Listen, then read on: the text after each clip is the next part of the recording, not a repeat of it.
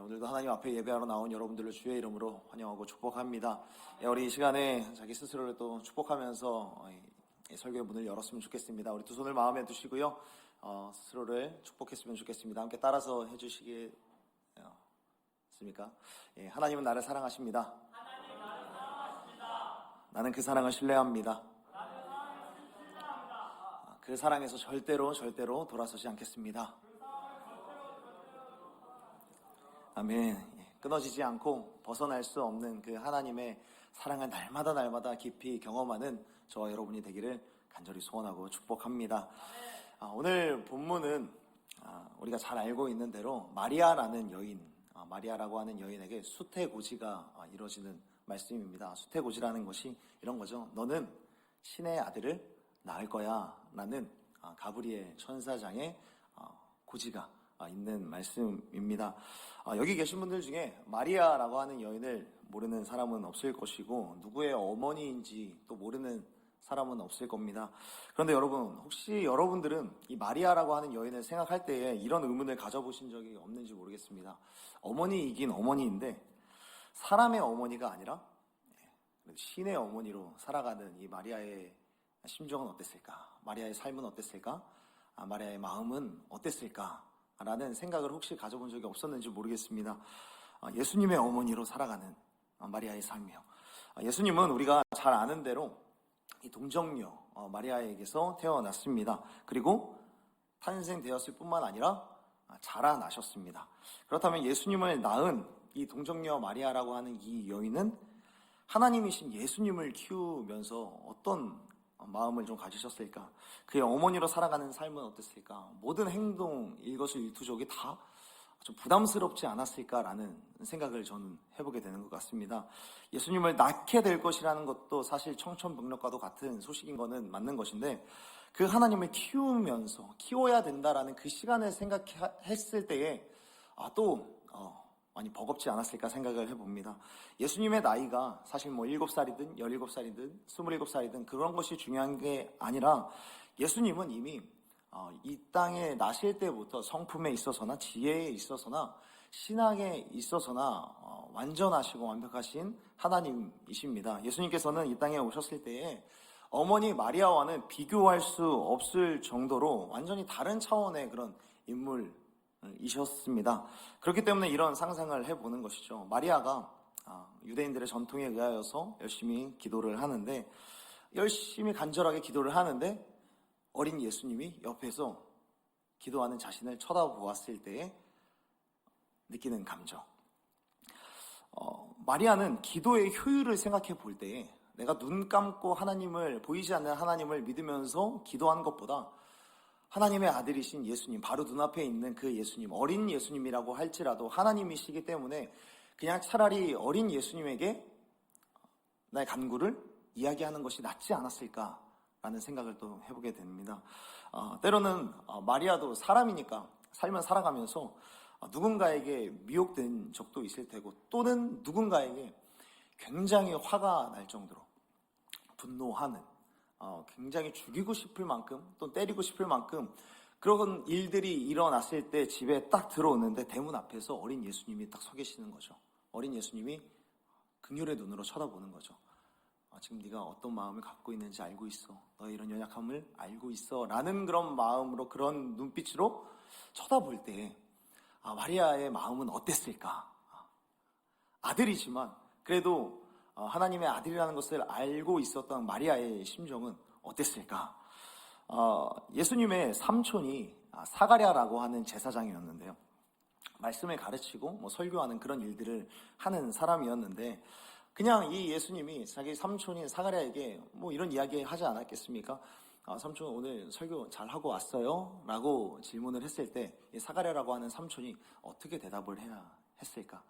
예, 잘 했어요 라고 하지만 자기가 설교를 망친 것 또한 알고 계시는 어린 예수님 앞에서 어떤 말을 해도 다 부담스러운 거죠. 아버지 요셉도 마찬가지가 아니었을까 생각을 해봅니다. 아버지 요셉도 가족들을 다 앉혀놓고 가정 예배를 드려야 되는데 하나님의 말씀을 전하는데 자기 앞에 예수님이 앉아있는 겁니다. 예수님이 설교 말씀들을 다 이미 알고 있고 말씀에 대해서 이미 능통한데 그분 앞에서 설교를 해야 되는 요셉의 마음이 또 어떤 마음이었을까 한번 생각을 해보게 됩니다. 어떻게 설교를 할 수 있었을까? 한 사람이 신의 어머니가 되고 신의 가족이 된다라는 것을 생각해보고 또 상상해볼 때에는 도무지 그려지지도 또 감을 잡지도 못하는 그 사람들에게 있어서 도무지 감도 잡히지 않는 그런 무거운 부담감이 있지 않았을까 저는 생각을 해보는 것이죠. 내 힘으로 아무리 애써봐도 잘해낼 수 있을 것 같지 않은 그런 상황. 내가 아무리 발버둥 쳐봐도 도무지 벗어나지 못할 것만 같은 그런 부담감을 우리들은 버거움이라고 이야기를 합니다. 마리아의 인생을 살펴볼 때 그의 어머니로서의 삶이, 가정에서의 삶이 얼마나 버거웠을까 생각을 해보게 되는 겁니다. 내가 어떻게 하나님의 아들을, 결국에는 하나님을 내가 어떻게 키울 수 있을까? 이런 부담감이, 이런 버거움이 그를 짓누르지 않았을까 생각을 해보는 겁니다. 더더욱이 어떤 현실적인 이유에서 그는 더 버거움에 짓눌릴 수밖에 없는 상황이 있었습니다. 26절의 말씀입니다. 우리 26절의 말씀 앞에 화면에 안 띄워줄 겁니다. 예, 성경을 찾고 띄워주지 마십시오. 말씀 찾아서 읽어보도록 합시다. 우리 26절의 말씀을 함께 읽어봤으면 좋겠습니다. 26절 말씀 읽겠습니다. 시작. 여섯째 달에 천사 가브리엘이 하나님의 보내심을 받아 갈릴리 나사렛이란 동네에 가서 마리아는 어쩌면 이 아들을 낳게 될 것이라는 수태고지를 받았을 때 자신의 초라한 출신 때문에 더 버겁게 느껴지지 않았을까 한번 생각을 해보게 되는 거죠. 마리아와 요셉은 갈릴리 나사렛 출신이라고 성경은 기록하고 있습니다. 나사렛이라고 하는 지역의 특징은 어땠을까? 굉장히 낙후된 지역. 지도에도 사실 기록이 되지 않는, 예수님이 자라지 않았다면 지도에도 사실 나올까 말까한 지역이 바로 나사렛이라고 하는 지역입니다. 사람도 없고 어떤 여러 가지 인프라도 없는 시골 중에 시골이 바로 나사렛입니다. 예수님으로부터 가르침을 받았던 나다나엘조차도 예수님께서 나사렛 출신이라는 것을 알고 어떻게 나사렛에서 선한 것이 날 수 있겠느냐라고 이야기할 정도로 나사렛은 그 당시의 사람들에게 그냥 낙후된 시골 중에 시골이고 어떤 선한 것도 날 수 없을 만큼 사람도 없고 그렇게 나올 수 있는 환경이 안 되는 곳이었습니다. 그도 그럴 것이 나사렛이라고 하는 동네는 이제 역사가들에 따르면 거의 초등교육 정도만 할 수 있는 회당이 있을 뿐 중등교육의 이상이 이루어지지 않는, 중등교육 이상의 교육을 받을 수 있는 곳이 단 한 군데도 없는 지역이 바로 나사렛이라고 하는 동네였습니다. 그래서 나사렛 대부분의 사람들이 문맹들이 많았습니다. 글을 알지 못하는 거죠. 그리고 히브리어도 제대로 구사하지 못하여서 어쩔 수 없이 아람어만 대충 어느 정도 할 수 있었던 그 정도였습니다. 그래서 별 사건이 아닌데 예수님이 성경을 읽으시고 성경에 대해서 가르치니까 주변의 사람들이 어떻게 나사렛 출신이 글도 읽고 어떻게 이것에 대해서 이야기할 수 있느냐라고 사람들이 놀라는 그런 모습이 성경에 기록이 되어 있습니다. 우리가 갖추지 못한 것들, 갖추지 못한 조건들이 있을 때 때로는 우리의 과거가 초라하고 우리의 출신 성분이 다른 사람들에 비하여서 열등할 때에 미래에 대하여서 또 내일에 대하여서 참 두렵고 버거운 마음을 좀 갖게 됩니다. 이름 있는 학교에서 교육을 받지 못하고 또 부유한 가정에서 내가 제대로 된 서포트를 받지 못했을 때, 혹은 내가 만약에 좋은 학교로 나오고 내가 부유한 가정에서 많은 지원을 받았어도 영적인 후원들, 믿음의 동역자도 없이 믿음의 가정도 없이 혼자 신앙생활을 해야만 할 때 영적인 열등감 또는 사회적 열등감을 우리들은 간혹 느끼게 됩니다. 마리아는 이처럼 교육을 받지도 못하고 돈이 많은 것도 아니고 다른 사람들처럼 믿음의 명문가도 아닌 초라한 상황 속에서 자라났다라는 것이죠. 그래서 하나님이 자기에게 하나님의 아들을 낳게 된다라는 이런 큰 일을 맡긴다고 했을 때 더군다나 구원 계획을 이루시고자 하는 하나님의 아들이 태어나신다고 했을 때 믿을 수 없었고 잘해낼 수 있을까라고 하는 그런 마음이 들었던 것이죠. 자연스럽게 이 현실적인 이런 상황 속에서 그는 버거울 수밖에 없었던 겁니다. 또 하나 그가 버거울 수밖에 없었던 이유는 27절에 기록이 되어 있는데요. 27절에 보면 이렇게 말씀하고 있습니다. 다윗의 자손 요셉이라 하는 사람과 약혼한 처녀에게 이르니 그 처녀의 이름은 마리아라. 이 마리아를 향하여서 처녀라고 이야기를 하고 있죠. 처녀가 가질 수밖에 없었던 불안정한 마음, 불안정한 감정 때문에 그는 아들을, 그리고 더군다나 신의 아들을 낳는 것에 대하여서 버거울 수밖에 없었던 것입니다. 신학자들이 마리아가 이런 결혼을 하게 되는 이 시기, 이때 당시의 나이를 추정을 해보는데, 여러 참고 문헌을 보게 되면은 이스라엘 사람들이 결혼을 하게 되는 평균 나이가 몇 살일까요? 14세부터 17세 정도의 결혼을 했다. 사실 이거는 그리 놀라운 것은 아니죠. 우리나라도 예전에는 거의 이런 나이 때 결혼을 했으니까. 그러니까 이때 결혼을 하게 되는, 지금 성경에 나와 있는 이 마리아의 나이가 14세에서 17세 사이라고 생각을 해보면은 참 좋은 것 같아요. 지금의 중학교에서 고등학교 갈 정도의 나이, 그 나이 때 지금 마리아는 이 수태고지를 듣게 되는 겁니다. 어떻게 보면 천지사방에 자기와 같은 나이 또래 사람들이 결혼도 하고, 그리고 사회생활을 하니까 모든 사람들이 14세에서 17세 이 정도 나이 때 철이 들겠지라고 생각을 할 수도 있는데, 그러나 의학적인 측면에서 이 14세부터 17세까지의 여성이 어떤 일들이 일어나는 시기입니까? 호르몬의 2차 성징이 일어나는 때이고, 어찌 보면 사춘기라고 하는 굉장히 들쭉날쭉한 그런 감정이 일어날 수밖에 없는 상황이 바로 마리아의 상황이라는 거죠. 감정적인 혼란과 정체성에 대한 혼란을 겪으면서 마리아는 지금 이 일을 듣게 되는 겁니다. 그래서 고대 문헌을 보면은 이 결혼을 너무 빨리 하는 이 시기에, 사실 이때 당시에 유대인들뿐만 아니라 그리스, 로마, 고대의 모든 사람들이 다 결혼을 너무 일찍 하기 때문에 사람들 간에 결혼을 너무 일찍 하는 이 미성숙한 사람들에게 그래도 실수로 결혼할 경우에 이혼을 해줘야 되는 것 아니냐라는 그런 이야기들이 서로 간에 좀 공유되어지는 그런 일들도 있었다라고 합니다. 그러니까 감정이 굉장히 불안한 것이고, 이것도 사람들이 다 아는 거예요. 마리아 스스로도 내가 감정이 이렇게 불안한데 라는 것도 알고 있는 거고, 주변 사람들도 굉장히 불안한 마음, 불안한 심리 속에서 결혼을 하게 되는 거, 그런 것을 다 알고 있는 것이죠.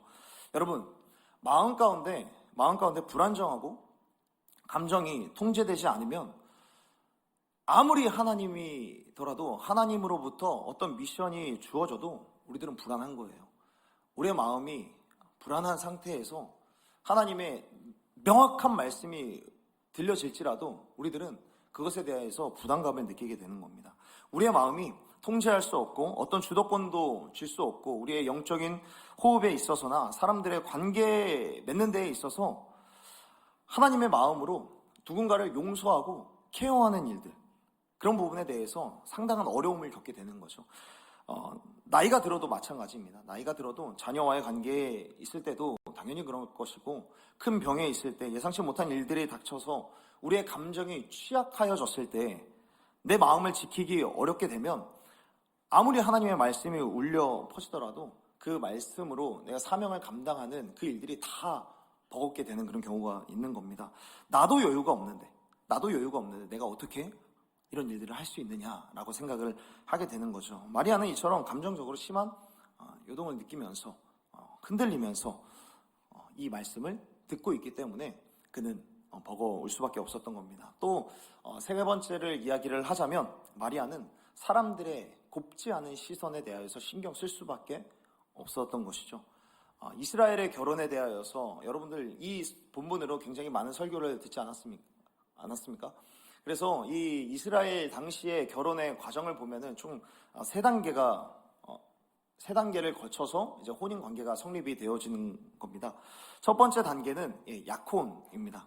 약혼은 내가 너랑 결혼할 거야 라고 이제 프로포즈를 하게 되죠. 그리고 결혼을 약속하고 양가 부모님들께도 동의를 구한 상태, 그래서 합의를 얻은 상태가 바로 약혼의 과정입니다.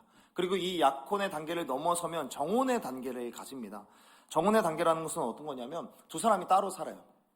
연애도 하고 교류는 하지만 이 두 사람이 부모님의 집에 살면서 따로 떨어져서 결혼을 준비하는 단계인데, 이스라엘 민법상 이 정혼의 단계에서 거의 혼인 신고를 한 과정입니다. 법적으로는 두 사람이 결혼한 사이가 되는 거예요. 혼인 관계가 되는 것이고 결혼 관계가 성립을 한 것이죠. 그래서 이 정혼 단계를 지나서 결혼을 하는데 정혼에서 결혼으로 넘어갈 때는 반드시 결혼식을 해야 그때부터야 이제 결혼 생활을 할 수 있는 것이고 동거를 할 수 있는 것이죠. 그런데 여기에서 굳이 정혼이라고 하는 이 시기가 왜 생겼냐면 고대 사회로 거슬러 올라갈수록 자녀 문제가 대두가 되는 거예요. 자녀 문제.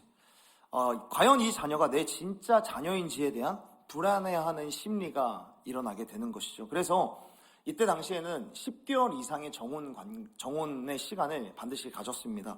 두 사람이 합방을 하지 않고 순결한 시간을 반드시 둬서 이 정혼한 남자의 아이가 아닌 다른 아이가 태어나지 않도록, 태어난다면 이 사람은 불결한 사람이다, 이 사람은 순결하지 않은 사람이다 라고 이야기를 하게 되는 것이죠. 그래서 이때 이 정혼 기간 속에서 만약에 다른 아이가 나왔다 그러면은 이 사람은 믿지 못하는 사람이야 라고 해서 결혼의 관계가 무효가 되는 겁니다. 그리고 이 다음에 이 정혼 상태에서 파혼이 되는데, 파혼이 되면 혼인 절차상 결혼이 무효화가 되고 여자는 돌로 치는 수준의 굉장히 엄격한 그런 판결을 받게 되고 엄청난 수치 속에서 평생을 살아가야만 하는 것이죠. 당연히 재혼은 못하는 것이고 아무리 어떤 사람이 내가 그러한 꼬리표가 있더라도 내가 평생을 책임져 줄게 라고 하지만 민법상, 이스라엘 법상으로는 결혼 관계가 성립되지 않는 것이죠. 마리아는 이 수태고지, 너는 신의 아들을 낳을 거야 라는 이 고지가 들려왔을 때 이 세 가지의 압박감과 부담감과 버거움이 몰려들었던 것이죠. 나는 초라한 출신인데 이 일들을 내가 감당할 수 있을까? 나는 지금 굉장히 불안정한 감정과 심리를 안고 있는데 나는 이 일들을 감당할 수 있을까? 또 내가 지금 만약에 이 아들을 낳게 되면 사람들의 곱지 않은 시선 또는 심하게 되면 최악의 상황에 나는 파혼을 당하게 될 것이고 평생을 이 꼬리표를 안고 살아가야 될 텐데, 그리고 평생토록 사람들의 눈초리 속에서 나는 갇혀서 살아가야 될 텐데 이것이 가능할까? 라는 그런 시선들이 몰려오는 것이죠. 그런데 이때 가브리엘 천사가 눈치 없이 이야기를 하는 거예요. 평안해라. 지금 마리아는 이런 여러 가지 상황들 때문에 굉장히 머리가 아픈데 천사는 한마디 하는 거예요. 평안해라. 네가 잉태하여 아들을 낳을 거야 말을 하는 것이죠.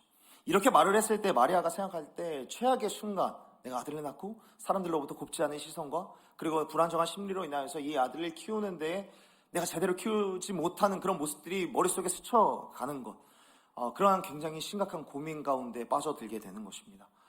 여러분, 예나 지금이나 사람들은 깊은 물이라든지 높은 곳에 올라가게 되면 많은 공포심을 느끼게 됩니다. 그런데 세 번째로 많은 공포감을 느끼는 때는 언제냐면 많은 사람들로부터 집중을 받을 때, 바로 지금 제가 느끼는 공포감 같습니다. 그런 많은 사람들이 자신에게 집중을 할 때 공포감을 느낀다고 합니다. 중요한 사람들 앞에 내가 영업을 해야 되고 중요한 사람들 앞에서 면접을 봐야 될 때 이 사람이 나를 어떻게 생각할지 모르니까 그 눈초리와 시선에 대하여서 두려움과 불안함을 느끼는 것이죠. 마리아는 사람들이 어떻게 생각할지, 아니 이미 자신을 어떻게 생각할지 너무나도 잘 알고 있는 것이죠. 어쩌면 확실하게 느껴지기 때문에 자신이 사람들에 의하여서 어떻게 해석될지 너무나도 잘 알기 때문에 당연히 두렵고 버거웠던 것이죠. 우리가 사람들의 오해 때문에 버거움을 느끼게 되는 경우가 교회를 다니면서 한 번쯤은 있었으리라 생각을 해봅니다. 이번에 사역을 하면서, 그리고 리더 사역을 하면서, 또 여러 가지 주일학교 교사로 사역을 하면서 교회 안에 참 어려운 관계들이 있을 수밖에 없는 것이죠. 굳이 이렇게 사람들 관계 속에서 스트레스를 받으면서 내가 굳이 이렇게 사역을 하는 것이 옳은 걸까? 그냥 나 혼자서 편하게 온라인 예배 드리고 그냥 예배 드리고 사람들이랑 말 섞지 않고 그냥 돌아가면 좋지 않을까? 그런 생각들.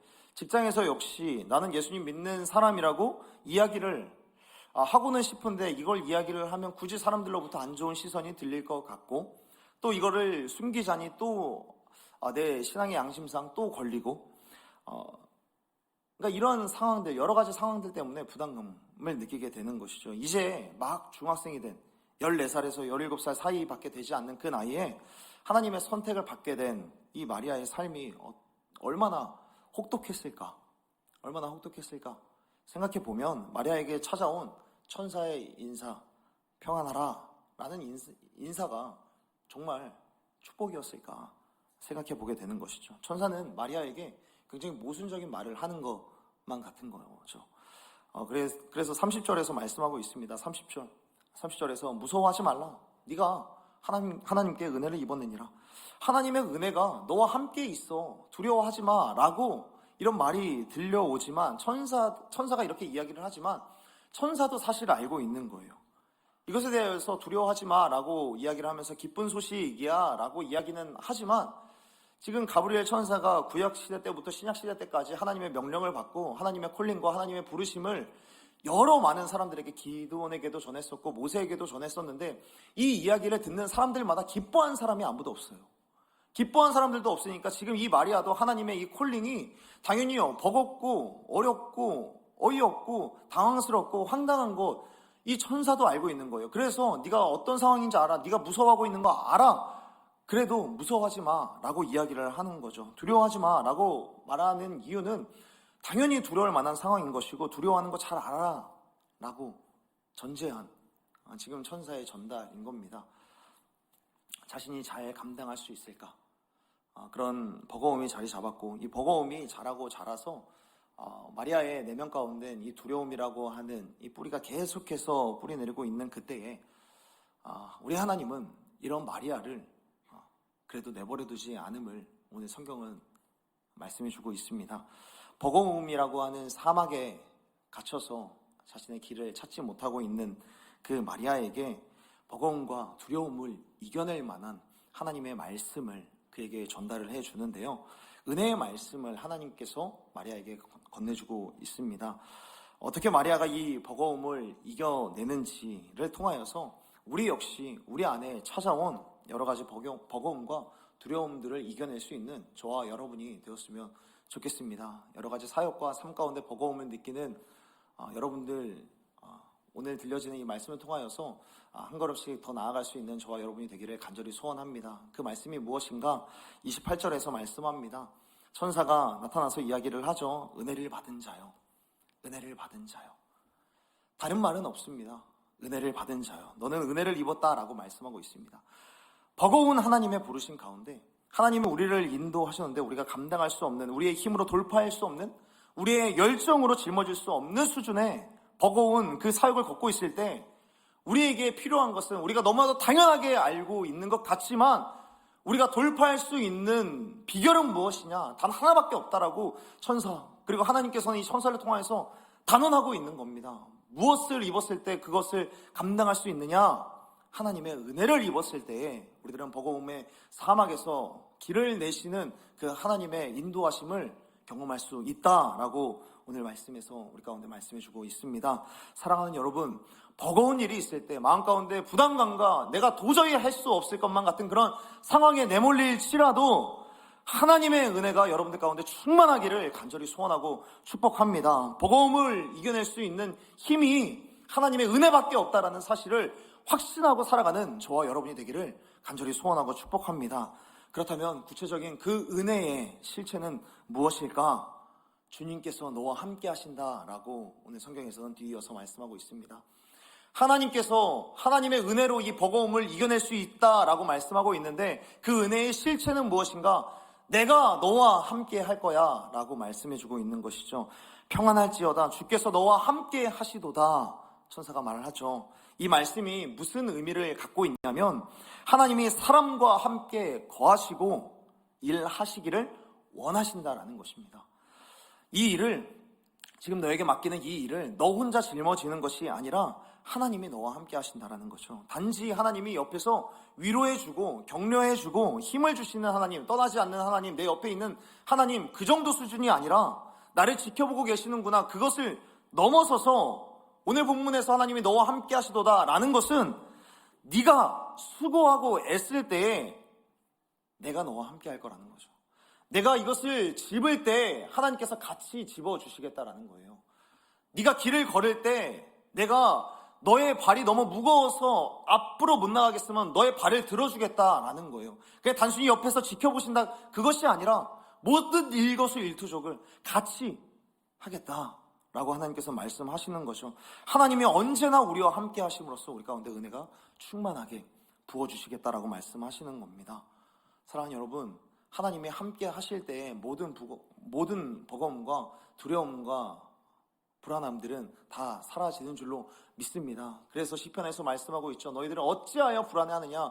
하나님께 소망을 두라 라고 말씀하고 있습니다. 하나님께 소망을 둘 때에 모든 버거움들은 다 씻겨져 내려가는 줄로 믿습니다. 하나님이 함께 하시는 것은 단순히 관념적으로 우리 옆에 있는 것이 아니라 우리가 움직이는 그 순간에 늘 같이 하시겠다라는 것이죠.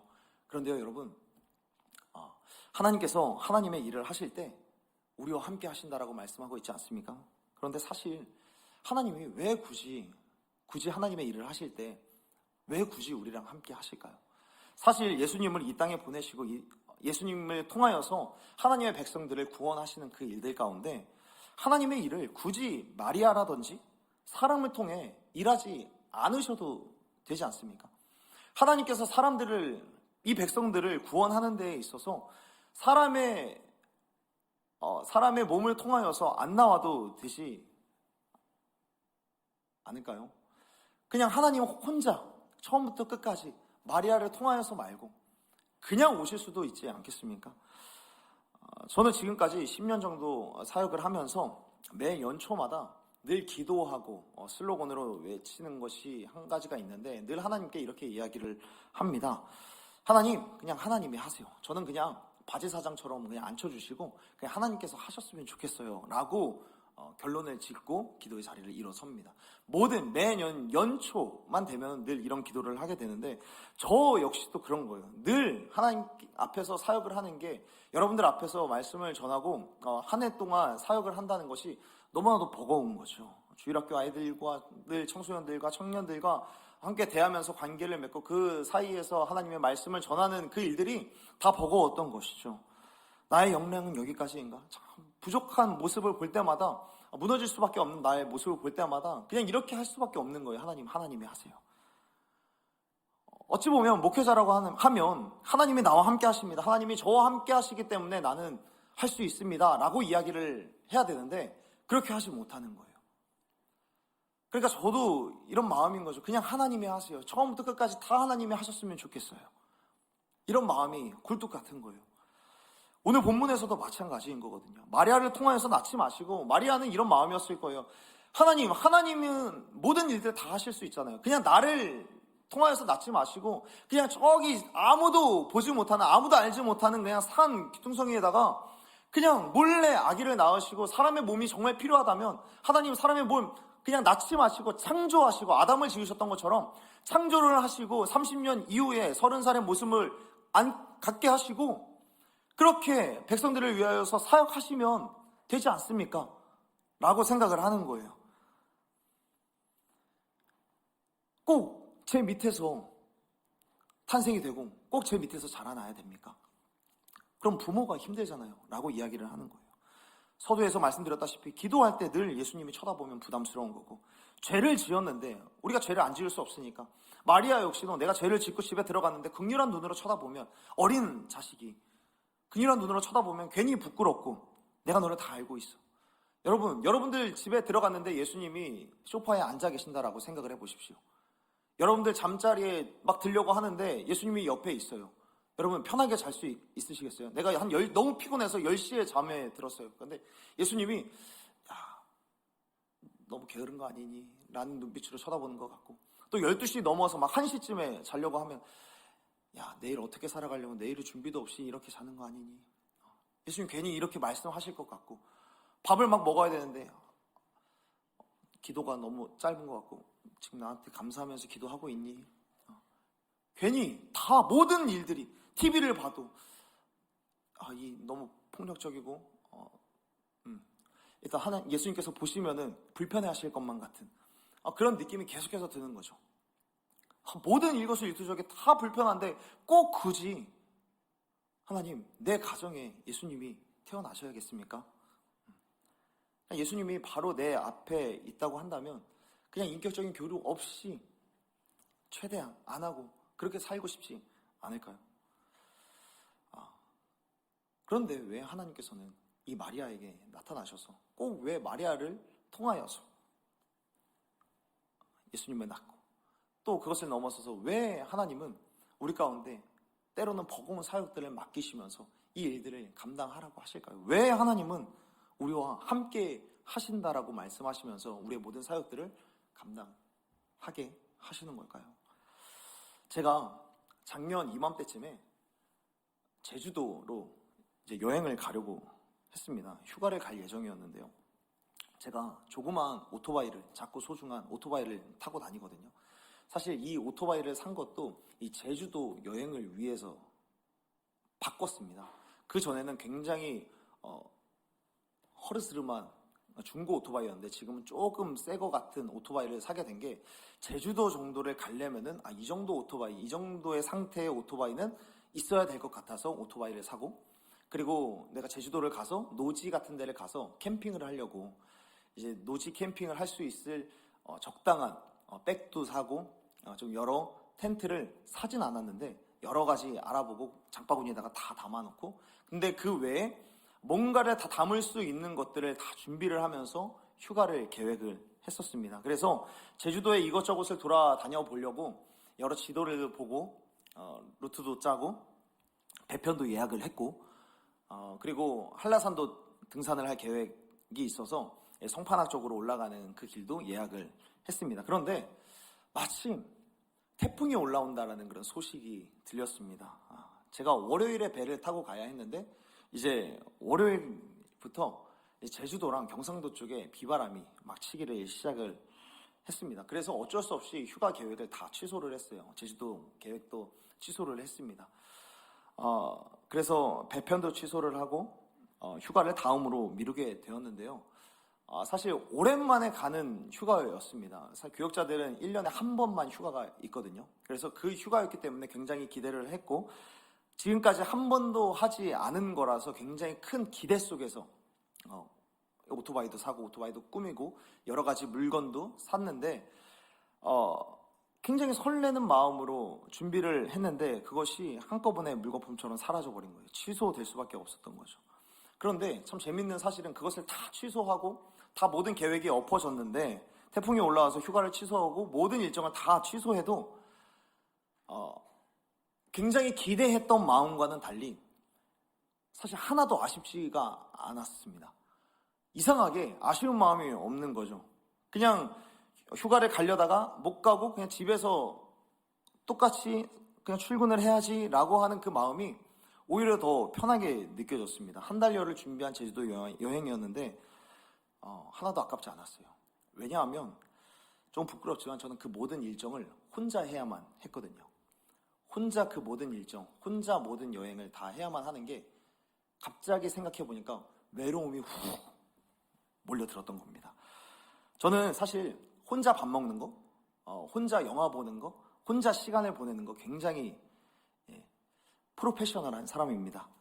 다 익숙해져서 어느 정도 다 할 수 있습니다. 그런데 늘 이상하게 혼자 할 때마다 유쾌하거나 여운이 좀 좋지 않은 걸로 여운이 쭉 가요.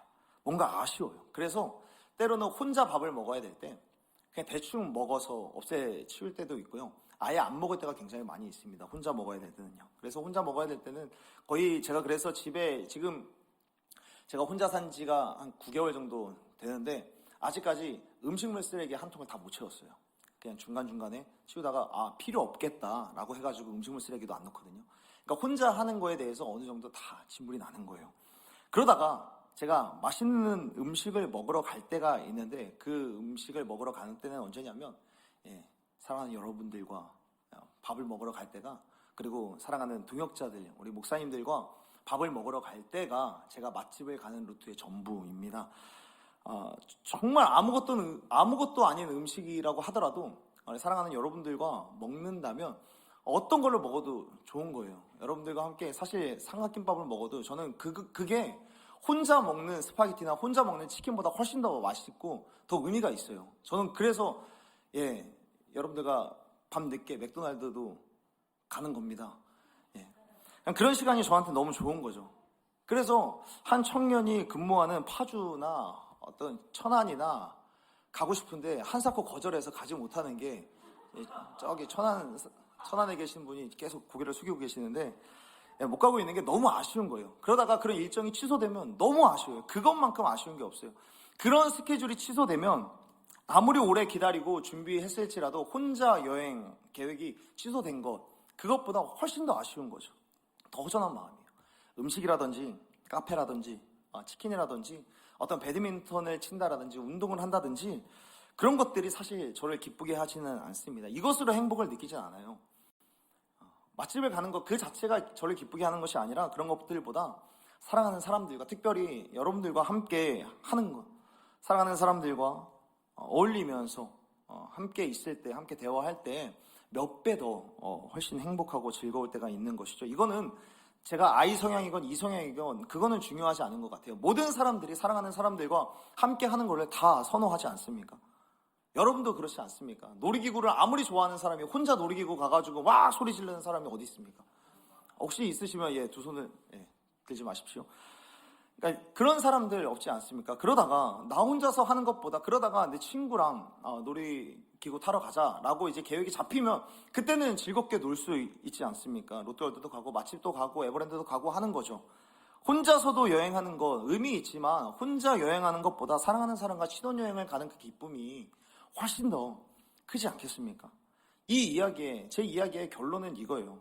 하나님은 그래서 우리와 함께하고 싶다는 거죠. 그래서 하나님의 일이 더 중요한 게 아니에요. 그 일을 누구와 함께 하느냐, 왜 우리와 함께 하려고 하느냐, 그만큼 우리들을 사랑하고 그만큼 우리를 좋아하시기 때문에 좋아하는 우리와 사랑하는 우리와 뭐든지 함께 하고 싶으신 거예요. 하나님의 마음은 그거예요.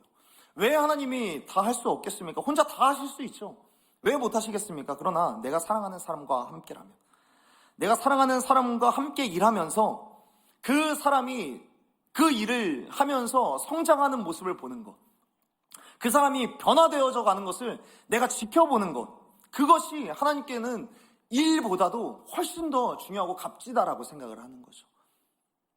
이 일을 통하여서 이 일을 내가 사랑하는 너와 함께 하면서 버거워하지만 나와 함께 하면서 이 걸음들을 걸어가면서 성장하는 우리를 볼 때 하나님께서는 더 기뻐하시는 겁니다.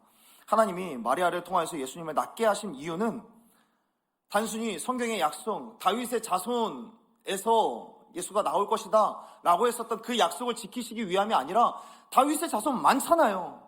요셉 가정만 있었을까요? 다른 가정도 있지 않았겠습니까? 그런데 굳이 마리아의 가정에, 그리고 마리아를 통하여서 예수님을 낳게 하신 그 이유는 하나님은 마리아를 특별히 사랑하셨기 때문이에요. 그만큼 특별히 사랑하셨기 때문에. 여러분, 하나님이 홍해를 가르실 때 하나님이 홍해를 갈라진 홍해를 보고 놀라셨을까요?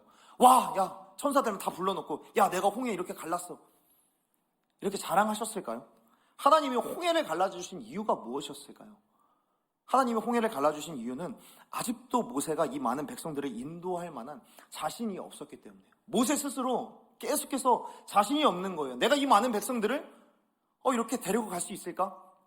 자신이 없는 거죠. 자신이 없고 모세가 부르심을 받았을 때부터 홍해를 건너기 전까지 하나님이 나를 정말 사용하실 거야 라고 하는 이 믿음보다 나를 정말 사용하시긴 하실까? 라는 그런 두려움, 의심이 훨씬 많았기 때문에 어떤 의미로 이 홍해가 갈라지는 것은 이스라엘을 위한 하나님의 기적이기도 했지만 모세 한 사람을 위하여서 그 일을 행하신 거거든요.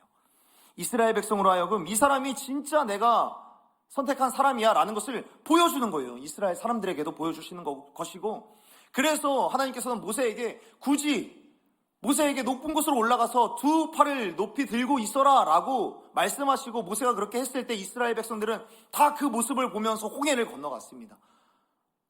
하나님께서는 이스라엘 백성들에게도 보여주신 것이고 그렇게 앞에 세워주신 거예요. 누구를? 모세를요.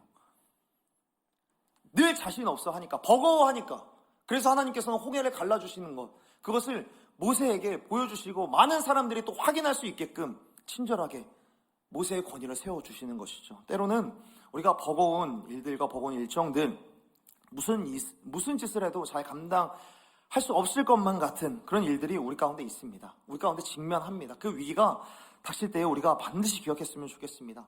하나님은 나를 사랑하시기 때문에 그 버거움 속에서도 내가 그 일을 돌파하게 하시고 더불어 하나님은 경험하게 하시기를 원하는 것이죠. 경험을 주시기를 원하는 거예요. 이 버거움을 뚫고서 그 일이 아무리 버겁더라도 나와 함께함으로써 이 버거운 일들을 승리할 수 있다. 이것들을 뚫어낼 수 있다. 기적의 경험들을 우리 가운데 주시고자 하나님께서는 그 버거운 일들도 주시지만 그러나 그 속에서 나와 함께 하신다라고 계속해서 말씀해 주시고 있는 겁니다. 말씀을 정리해 보겠습니다. 우리가 잘 아는 찬양이 있습니다. 주의 말씀 앞에 선이라고 하는 찬양이 있는데요.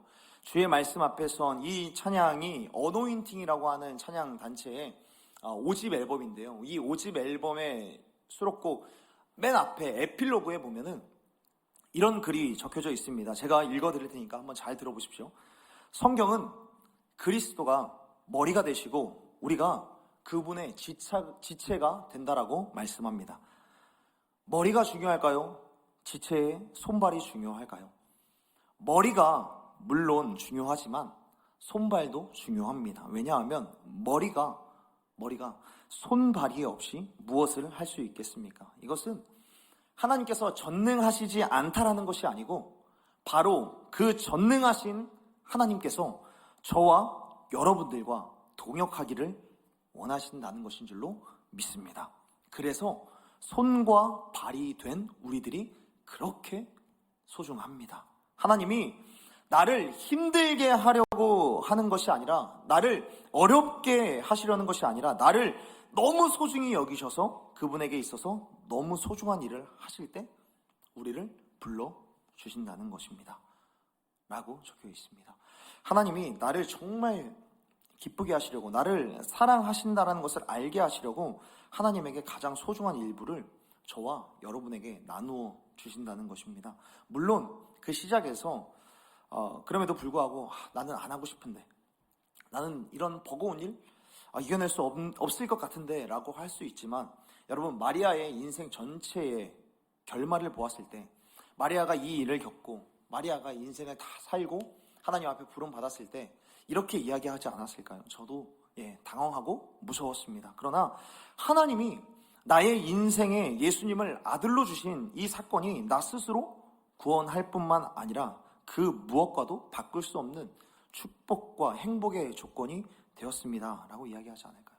아마 우리에게 이렇게 이야기하지 않을까 싶어요. 아마 당신은 믿지 않겠지만, 믿을 수 없겠지만 하나님의 부르심을 완성할 그날 내게 주신 그 버거운 일이 가장 소중하고 행복한 일이 되었습니다 라고 우리 가운데 고백하지 않을까요? 그 버거웠었던 일, 예수님을 낳게 되고 예수님을 기르는 그 일들이 마리아에겐 버거웠을지라도, 그러나 그 일들이 그 무엇과도 바꿀 수 없는 행복과 축복의 조건이 되었다는 거예요. 그리고 그 버거운 일이 가장 행복하고 소중한 일이 되었다라는 것이죠. 그렇기 때문에 우리가 여러 가지의 교회 사역들을 하면서 버거운 일들이 계속해서 몰려 나올 겁니다. 우리의 이제 하반기의 사역을 시작하게 되는데, 하반기에 우리의 첫 사역이 무엇입니까? 새생명 축제를 준비하고 있지 않습니까? 특히나 우리가 정말 부담스럽게 생각하는 게 무엇입니까? 전도 아닙니까? 정말 우리가 버거워하는 일들 중에 하나가 전도 아닐까요? 그래서 우리가 전도하는 일에도 버겁더라도, 부담스러울지라도, 어려울지라도, 불편할지라도 우리가 조금 더 힘을 내었으면 좋겠습니다. 하나님의 은혜에 충만하여서 그 일들을 잘 감당할 수 있었으면 좋겠습니다. 여러분들이 오늘 예배당에 들어오실 때 하나의 종이를 받으셨을 거예요. 한번 종이 한번 들어주시겠어요? 우리 예지원 청년들로부터 이 종이를 한 장 받았을 텐데요. 이 종이는 뭐냐면, 우리 주변에 전도할 대상자가 누가 있을까 한번 생각해 보는 거예요. 우리 주변에 내가 전도해야 할, 내가 하나님의 복음을 흘려보내야 할 사람이 누가 있을까 한번 생각해 보는 거예요. 우리 이 시간에 좀 시간을 좀 내어서 여기에 빈칸들을 좀 채워가 봤으면 좋겠어요. 우리 이 시간에 예지원 청년들 한번 돌아다니시면서 펜을 한번 좀 나눠주시겠어요? 펜을 나눠주시고요. 펜이 없는 우리 청년들은 손을 들어서 표해 주시면 펜을 좀 가져다 드릴게요. 여기에다가 우리가 하나님께서, 내 주변에 하나님이 나를 통하여서 복음을 흘려보내길 원하시는 그런 사람들이 분명히 있으리라고 생각을 합니다. 그 사람이 나를 조금은 버겁게 만들지라도 새로운 생명으로 거듭나야 할 사람이 누가 있는지 우리 한번 생각하면서 여기에 있는 빈칸을 채워갔으면 좋겠어요. 특별히 내가 더 나아가야 하는 사람이 누가 있을까? 한번 생각을 해봤으면 좋겠습니다. 예, 우리 이 시간에 짧은 시간이지만 그래도 한번 적어보는 시간을 좀 가졌으면 좋겠습니다.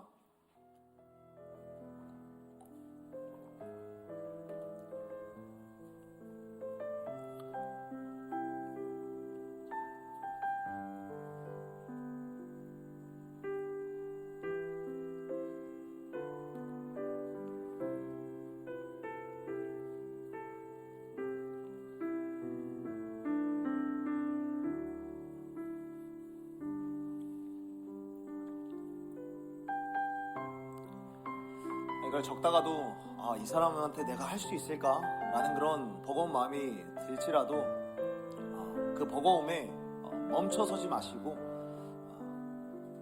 그래도 내가 하나님의 은혜를 힘입어서 이 사람에게도 내가 복음을 전해보겠다라는 그런 마음으로 한 번씩 적어 내려가셨으면 좋겠습니다.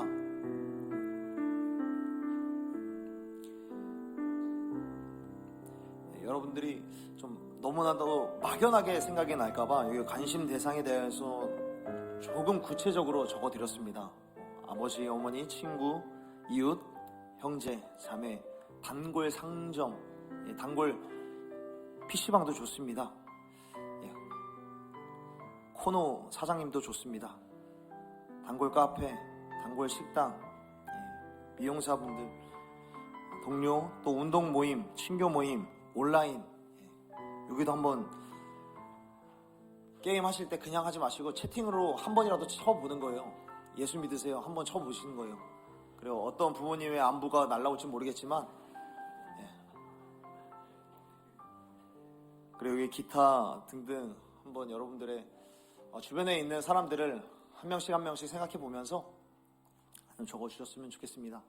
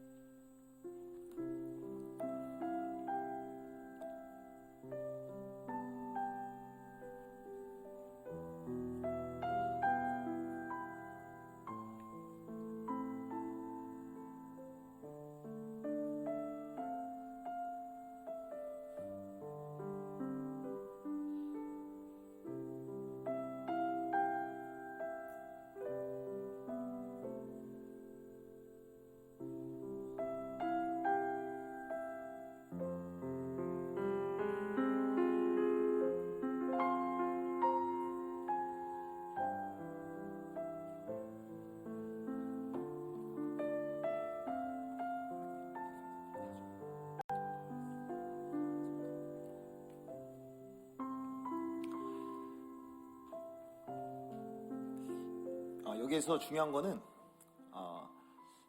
이 관심 대상에 있는 사람들을 그냥 그대로 다 적으시면 되고요. 그대로 다. 아버지 성함 쓰시고 어머니 성함 쓰시고 그리고 이제 여기에다가 체크를 하는 겁니다. 여기 내가 VIP로 모실 그 사람들에 대해서 체크를 하는 거니까요. 여러분들 있는 그대로 한번 다 적어봐 주십시오.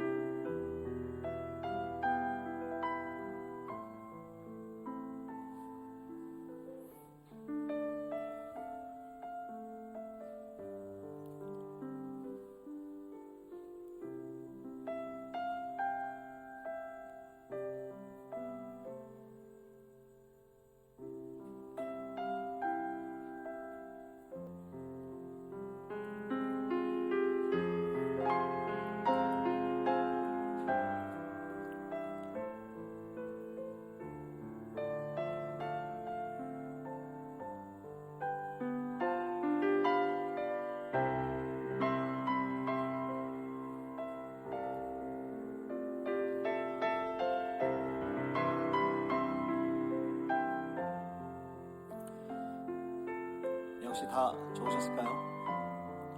예, 여기에 적어놓은 명단 속에서 이제 다음 주일과 2주 뒤에 우리는 제대로 VIP를 작정을 할 겁니다. 주변에 믿지 않는 그 사람을 새생명 축제 당일에 우리의 VIP로 모실 사람들을 작정을 하게 될 텐데, 그 사람들을 향하여서 우리가 온 힘을 다하여서 사랑하고 온 힘을 다하여서 섬겨 나아가는 저 여러분이 되었으면 좋겠습니다. 한 생명을 우리 마음 가운데 품고 전도하는 일, 그 일이 다소 좀 버거운 일일지라도 우리에게 이 일을 왜 맡기셨는지 한번 고민해 봤으면 좋겠습니다. 그리고 이 고민의 끝이 하나님이 나와 함께 하시기 위하여서 우리에게 이 시간을 허락해 주셨다라는 것을 믿는 그런 결과에 도달하는 저와 여러분이 되었으면 좋겠습니다. 그래서 여기에 있는 명단을 그냥 흘려보내지 마시고 이 명단 속에서 내가 제대로 VIP로 섬겨야 될 사람이 누가 있을까 한번 잘 고민하시고 또 하나님 앞에 기도하며 여러분들 마음 가운데 VIP로 새겨 넣었으면 좋겠습니다. 더불어 우리가 조금은 이르기는 하겠지만 이 새생명 축제와는 또 별개로 우리가 내년에 리더 사역과 또 여러 가지 임원 사역을 준비해야 되는 이 상황에 있어서 우리가 감당하기 버겁다라는 이유로 2024년에 내 삶의 선택지에서 교회 사역을 제거하지 않는 저 여러분이 되었으면 좋겠습니다.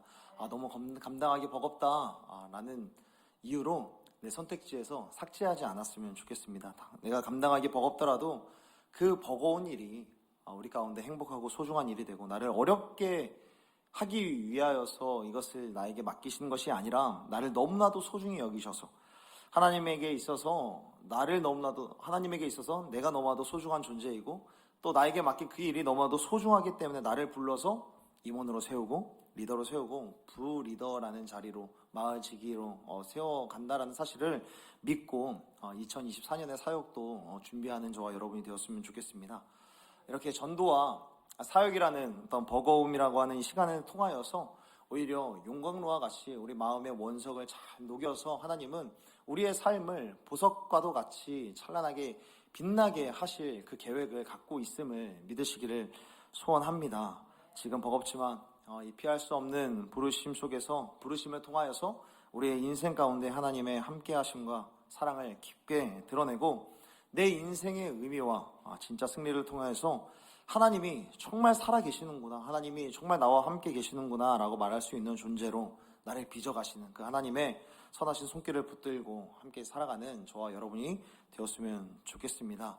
사랑하는 여러분, 우리 이 시간에 함께 찬양하면서 우리 기도하는 시간을 좀 가졌으면 좋겠습니다. 사랑하는 여러분, 때로는 감당하기 어려운 버겁고 피할 수 없는 일들이 주어질 때 이것들이 오히려 우리를 성장시키는 재료가 될 수 있고 우리를 변화시킬 수 있는 하나님의 은혜의 풍성하심을 믿고 하나님을 향하여서 내 삶을 온전히 올려드리는 저와 여러분이 되기를 간절히 소원합니다. 그래서 사람들에게 하나님의 위로와 은혜의 통로로 지어져가는 저와 여러분이 되기를 간절히 소원하고 축복합니다. 우리 함께 이 시간에 찬양할 때 하나님의 부르심이라고 하는 이 찬양 함께 하실 때 하나님의 부르시고 또 나에게 이런 일들을 맡기시고 보내시는 데에는 그 이유가 우리와 함께 하시길 원하신다라는 그 사실을 믿고 우리 함께 고백하며 우리 찬양 함께 하나님 앞에 드렸으면 좋겠습니다.